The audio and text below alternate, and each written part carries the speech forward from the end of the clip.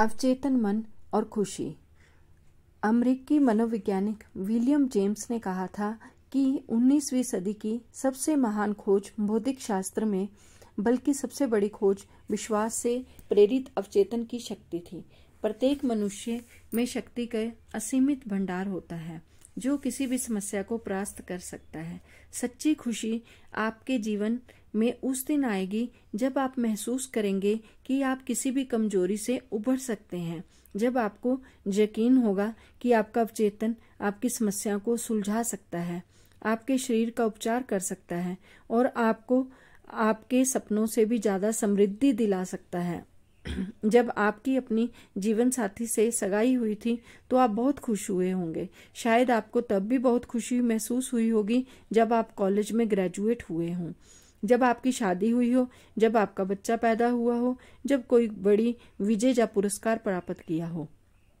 आप दूसरे अनुभवों की सूची भी बना सकते हैं, लेकिन चाहे ये अनुभव कितने भी अद्भुत क्यों ना हो, ये सच्ची स्थायी खुशी नहीं देते। ये सारे अनुभव अस्थायी हैं।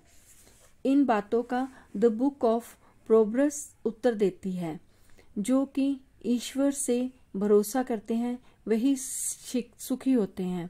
यदि आप ईश्वर पर भरोसा करते हैं तो वह सभी क्षेत्रों में आपका नेतृत्व, नियंत्रण और निर्देशित करेंगे। आप संतुलित, शांत और आरामदेह महसूस करेंगे।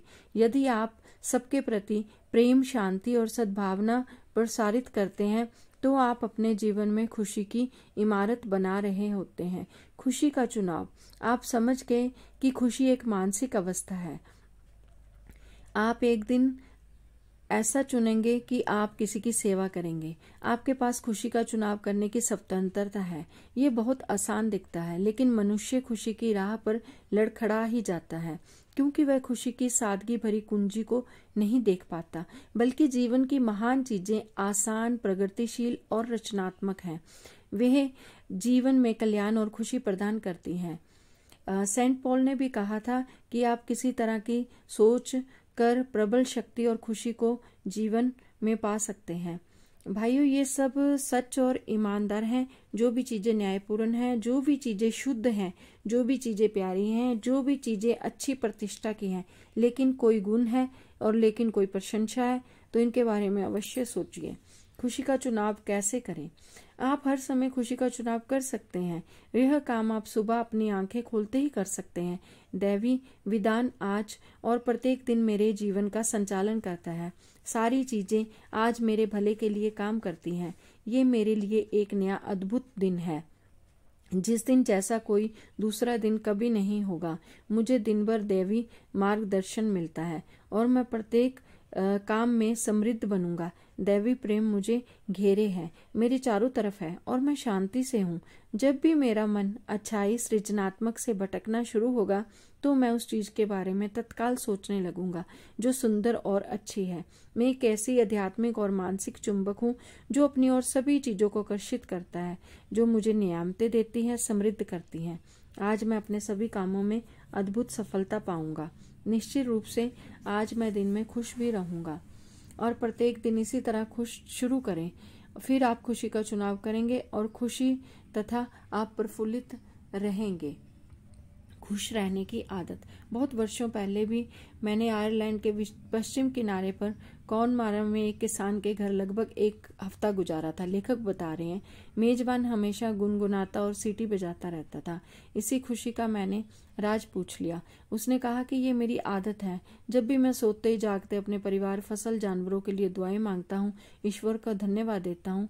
तो इस किसान की ये 40 साल से भी ज्यादा पुरानी आदत थी। याद रखें, निरंतर रूप से दोहराए जाने वाले विचार अवचेतन मन में पहुंच जाते हैं और वह आदत बन जाते हैं। उसने समझ लिया था खुशी भी एक आदत है। खुश रहने की इच्छा।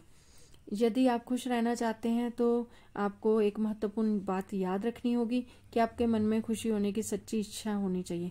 कुछ लोग लंबे समय से तनावग्रस्त, दुखी और निराश होते हैं। किसी अद्भुत, अच्छी, सुखद खबर से वे इतने खुश होते हैं जैसे कोई महिला प्रतिक्रिया करती है। एक बार मुझसे किसी ने कहा था, इतने खुश होना भी ठीक नहीं है। मुझे लगता है कि वे पुरानी मानसिक संरचना के इतने आदी हो चुके हैं कि उन्हें खुशी सहज महसूस नहीं होती। जानी पहचानी तनावग्रस्त दुखी अवस्था में लौटने के लिए हर समय तैयार रहते हैं। एक बार इंग्लैंड की एक बूढ़ी महिला से मिला जिसने कई सालों से अर्थराइटिस था।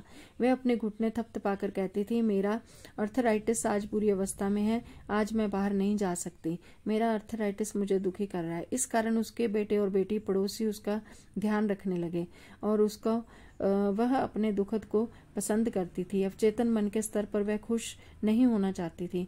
मैंने उसे एक उपचार का तरीका बताया। मैंने उसे कुछ नया करने की शुरुआत के बारे में बताया। मैंने उसे कुछ पंक्तियां लिखकर दी और कहा, यदि आप इन सच्चाइयों पर ध्यान केंद्रित करेंगी तो आपका मानसिक नजरिया बदल जाएगा। यही विश्वास आपको स्वस्थ कर देगा। और उसने इसमें दिलचस्पी नहीं की। कई लोगों की तरह भी वह मानसिक चिंता का शिकार थी। उसे वह छोड़ना नहीं चाहती थी। उसे और दुखी और परेशान रहना ही पसंद था।